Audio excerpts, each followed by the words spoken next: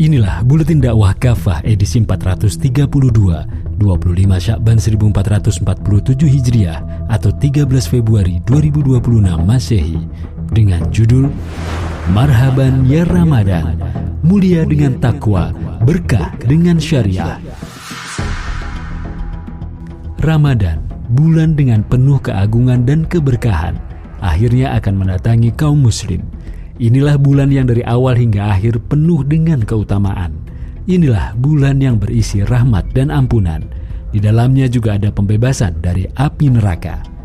Ramadan juga sangat istimewa karena di dalamnya ada satu malam yang nilainya lebih mulia dari 1000 bulan.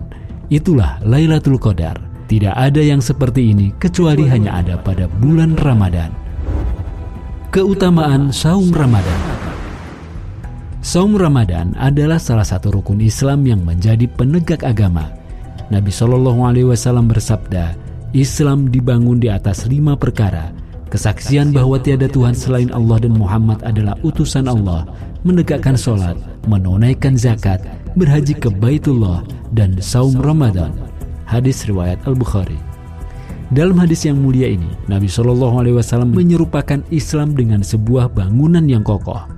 Kalau menggambarkan 5 rukun Islam sebagai fondasi yang kuat dan teguh yang menopang bangunan tersebut, beliau menggambarkan 5 rukun Islam sebagai fondasi yang kuat dan teguh yang menopang bangunan tersebut. Tanpa fondasi itu, bangunan Islam tidak akan berdiri. Adapun amal-amal Islam lainnya ibarat pelengkap yang menyempurnakan bangunan itu. Karena itu, seorang muslim yang mengabaikan kewajiban saum Ramadan sama dengan menghancurkan agamanya sendiri. Allah SWT telah mewajibkan saum Ramadan dengan firman-Nya dalam Quran Surat Al-Baqarah ayat 185 yang artinya, siapa saja di antara kalian ada pada bulan itu yaitu Ramadan, hendaklah ia berpuasa. Siapa saja yang sakit atau dalam perjalanan lalu ia berbuka, maka wajib atas dirinya berpuasa sebanyak hari yang dia tinggalkan pada hari-hari yang lain.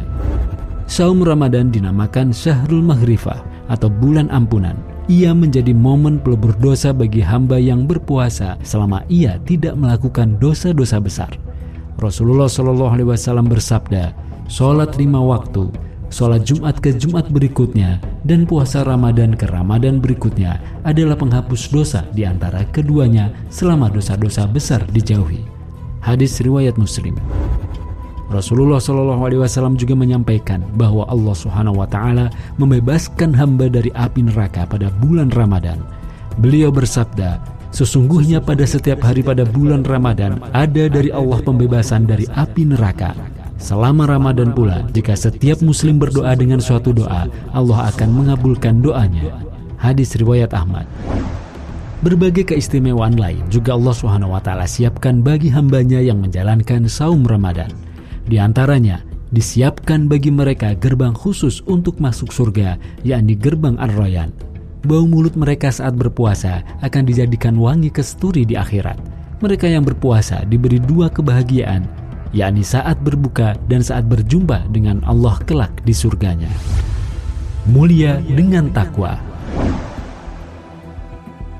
Tentu memprihatinkan jika masih ada muslim yang mengabaikan saum Ramadan tanpa uzur syar'i. Sungguh ia telah kehilangan kesempatan mendulang kebaikan besar. Ia justru malah tenggelam dalam kemaksiatan besar. Nabi SAW bersabda, ketika aku sedang tidur, datanglah 2 orang laki-laki kepadaku. Mereka lalu memegang kedua tanganku. Beliau pun melanjutkan hadis tersebut. Di dalamnya beliau berkata, kemudian keduanya membawaku. Tampaklah suatu kaum yang digantung pada tumit mereka. Terbelah sudut-sudut mulut mereka pun menghadirkan darah. Aku bertanya, siapakah mereka ini? Dijawab, mereka adalah orang-orang yang berbuka puasa Ramadan sebelum waktunya halal bagi mereka untuk berbuka. Hadis riwayat An-Nasai. Sungguh disayangkan jika ada muslim yang tidak bersemangat dan bergembira menyambut Ramadan. Padahal Allah hanya meminta kita berpuasa di dalamnya dengan meninggalkan sejenak saja kenikmatan duniawi seperti makan, minum, dan hubungan suami istri. Sebagai ganjarannya, Allah SWT akan mengangkat hamba-hambanya ke derajat yang mulia, yaitu menjadi orang-orang yang bertakwa. Demikian sebagaimana firman-Nya dalam Quran Surat Al-Baqarah ayat 183, yang artinya, Hai orang-orang yang beriman, telah diwajibkan atas kalian berpuasa, sebagaimana puasa itu telah diwajibkan atas orang-orang sebelum kalian agar kalian bertakwa. Tidak ada manusia yang derajatnya lebih tinggi di hadapan Allah melainkan orang yang bertakwa. Takwa adalah menjalankan segenap perintah Allah SWT dan meninggalkan semua larangannya. Mereka yang paling bertakwa dinyatakan oleh Allah SWT sebagai orang yang paling mulia di sisinya. Demikian sebagaimana firman-Nya dalam Quran surat Al-Hujurat ayat 13 yang artinya, sesungguhnya orang yang paling mulia di antara kalian di sisi Allah ialah orang yang paling bertakwa di antara kalian. Dengan ketakwaan itulah kaum muslim menguasai dunia selama hampir 14 abad. Berbondong-bondong umat manusia memeluk Islam, baik bangsa Arab ataupun non-Arab tunduk pada Islam di bawah kepemimpinan kaum muslim. Inilah janji Rasulullah SAW bahwa kalimat tauhid akan mengantarkan pemiliknya untuk memimpin di dunia dan mendapat kemenangan di akhirat. Beliau bersabda, "Wahai manusia, ucapkanlah la ilaha illallah atau tiada Tuhan selain Allah, niscaya kalian akan beruntung. Dengan kalimat ini kalian akan menguasai bangsa Arab. Bangsa non-Arab pun akan tunduk kepada kalian. Jika kalian beriman, niscaya kalian akan menjadi raja-raja di surga." Karena itu, jika kaum muslim ingin kembali memimpin dunia, mereka harus menjadi insan-insan yang bertakwa. Mereka harus menjalankan syariah Allah SWT secara total dalam seluruh aspek kehidupan mereka. Berkah dengan syariah. Saum Ramadan adalah sebagian dari syariah Islam. Sebagaimana saum Ramadan wajib dilaksanakan, demikian pula seluruh syariah Islam yang lain.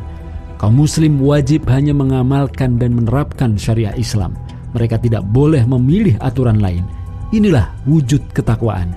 Ketakwaan pasti akan mendatangkan keberkahan.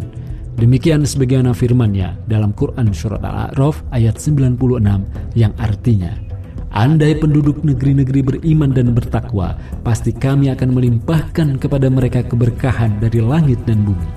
Para ulama menjelaskan makna keberkahan sebagai tetapnya kebaikan dari Allah SWT dan berkelanjutannya. Lalu dari keberkahan itu lahirlah kebahagiaan di dunia serta limpahan pahala di akhirat. Di dunia, syariah Islam menjanjikan kebaikan bagi umat manusia berupa keadilan dalam hukum, sosial, dan ekonomi. Secara hukum, syariah Islam memperlakukan sama semua manusia tanpa ada privilege. Khalifah Ali bin Abi Thalib radhiyallahu an pernah dikalahkan oleh seorang Yahudi di pengadilan lewat keputusan Qadhi Shuraih. Secara sosial, syariah Islam memperlakukan manusia sama tanpa melihat perbedaan suku, ras, atau status sosial dan ekonominya.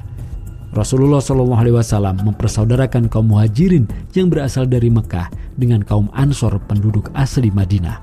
Semua warga negara, muslim maupun non-muslim, juga berhak mendapatkan pelayanan yang sama dari negara khilafah.